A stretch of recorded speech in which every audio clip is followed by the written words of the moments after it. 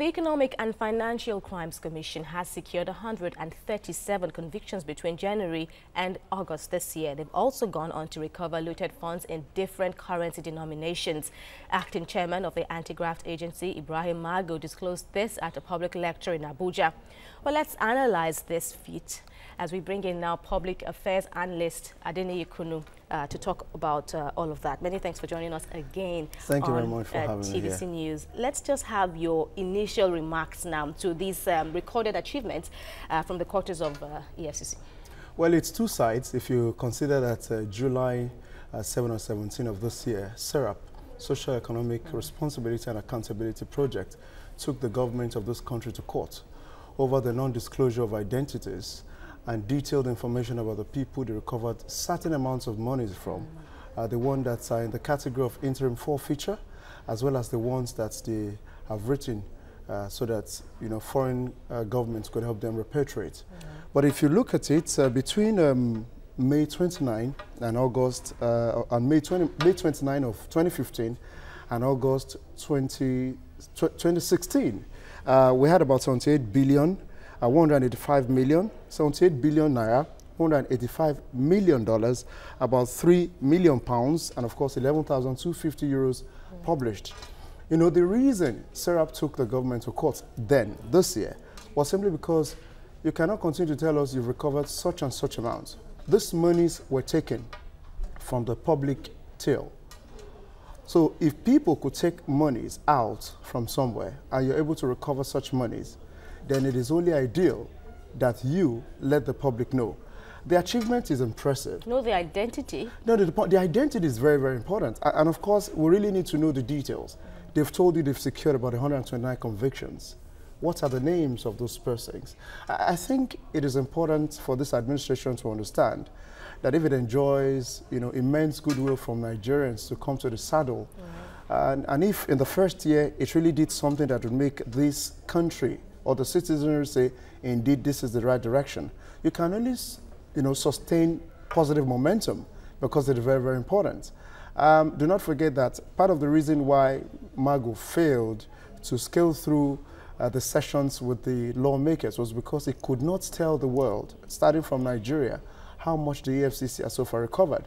Do not forget that his predecessor, I still believe, has a case in court where they said the monies recovered could not be properly accounted for. But then, was that chiefly, the reason why Mago's, screening wasn't successful? Of course, many Nigerians had, noted that perhaps because of the several axes now that senators had to grind with him, perhaps that was why they didn't accept him as one would have expected. But the point remains that if somebody must come to work quickly, you have to do it with clean hands.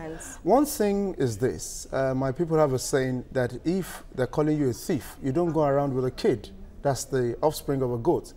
It presupposes that if they hadn't found loopholes as far as Mago's resume was concerned, nobody would take him to the cleaners. And talking about this 137 convictions, which you've already highlighted, the fact that it is left to be seen, or rather, the fact is clear that there hasn't been any high-profile conviction now to let Nigerians know whether the EFCC really has the mettle. Because right there in the papers this morning, we saw how a senator, a former governor of the federation, has been, former governor of a state, has been slugging it out with EFCC a number of times now to prevent his investigation. So you just wonder. That one shouldn't be in hiding. We're talking about Governor Godswill Akpabio of Akwa Ibom State that is alleged to have actually gifted a bank to the tune of over billions of naira. Now, it's been written to. They've called the Accountant General of the state, they've called the Auditor General of the state, they've called the Permanent Secretary, Commissioner for Works. Everybody declined. They've also written to banks to give document to support the evidence of EFCC so these cases could go forward. But of course, even the banks appear to be in collusion with these persons. So what I want to really say here is this. Do not forget that some weeks back, we had some kind of face-off between the helmsman of the law in the country, Abubakar Malemi, and the EFCC helmsman, Ibrahim Mago.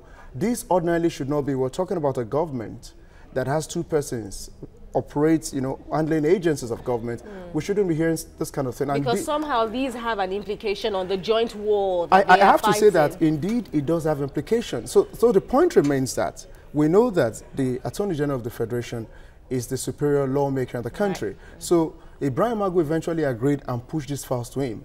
Do not forget, after these files were pushed to him and certain names were named, the Justice Ministry also didn't feel good that it has to say it's more or less becoming very lawless of the EFCC for certain persons to reveal the names. Now, if you must talk and fight in one accord, especially incidences of corruption, I think strongly that you have to do it, align it. It is very important. Now, do not forget, these convictions have actually been confirmed. How many of these people will see jail time? And do not forget that only 3 days ago, talking about, Chief Justice of Nigeria, Walter Onoge, he said something about having at least a special court designated to try corruption. You could have some corruption cases go for as long as 5, 10, 15 years. Right, and that's been a conversation that governments have been, people have been clamoring for. Let us have that now. It's important. But then EFCC, while they list out all these achievements that they've made within January and August, of course, they still bemoan the fact that corruption is fighting back. And of course, I'm sorry to please, but then we saw how the presidential advisor on prosecution, Godwin Obono Obla, saying, like what you said now, that EFCC is also frustrating or slowing down the anti-corruption war. Now, let me say this. Do not forget that only yesterday, a judgment was given in favor of Daisy and Alison Madueke. More or less like you've accused her of something, you've not allowed her to defend herself. Right. So that has been struck out of the, I think, 8-count charges or 9 counts against her. Do not forget, Omokoro is involved, Atlantic Energy and Brass. So all of those persons, I think, if you must fight corruption, the former president of this country has said something, Olusegun Obasanjo, that you need ogbologbo lawyers. Now the reason is this: lawyers know the lacuna in cases, and lawyers know that even if a person is said to be a criminal, if there is no evidence against such person, that is how the law works. And at times, emotions or morality doesn't hold sway. So the EFCC must also up the ante so that we can always have these alleged corruption cases. This year alone, Mike Ozekome has taken the EFCC to the cleanest. Daisy and Alison Madueke has taken EFCC to the cleanest. Many persons have actually given EFCC the southpaw. Why? Because the EFCC needs to do more work. Get the right kind of lawyer. I know that some lawyers with the EFCC are so qualified, but if you look at the lawyers on the side of the EFCC, could they stand shoulder to shoulder with the lawyers that these alleged corrupt persons hire for services? Fine, it's a desperate business now from the picture you're painting now from both sides, as you just have to prove that you are capable. But then is it the issue of battling it out in the courts now, or EFCC's investigation? They always seem to have a watertight case now, but then we see it shredded when it has to be argued upon evidence in court. Let me tell you this. This is a country of law. No matter what anybody calls it, Nigeria is a democracy, according to the rule books. And whatever it is that is not of the law, oftentimes may not sit well with people, even if we know that there are incidences of bad justice, perpetrations, and the rest of it all. But I have to say here that since this is a country of law, you could have watertight case. But if the watertight case is actually dumped in the trash bin by the evidence provided by either the plaintiff or the defendant, then either will lose. So the point remains that in most of the cases that the EFCC presents, it is very, very important that the EFCC is also able to get necessary documents to compel people. For instance, I refer to Akwa Ibom State. Alleged corruption runs into billions. And I have to tell you there that if the EFCC had been able to get the necessary documents to arrest the commissioner, because between February this year to June, the EFCC have served papers to these respective persons I mentioned 7 times. So one thing that the EFCC must do, it is not enough to have watertight cases. It is also enough to get documents with which you can arrest people if they refuse to show up, because at times it seems as if you're begging them. Only yesterday again, Patience Jonathan took the EFCC again to the cleaners because she petitioned the National Assembly and they instructed the bank that you cannot keep somebody's account frozen. Is there any law? So the point remains that if you must do anything, since we have arrived at the fact that this is a country of law, no matter what anybody calls it, Nigeria is a democracy, according to the rule books. And whatever it is that is not of the law, oftentimes may not sit well with people, even if we know that there are incidences of bad justice, perpetrations, and the rest of it all. But I have to say here that since this is a country of law, you could have watertight case.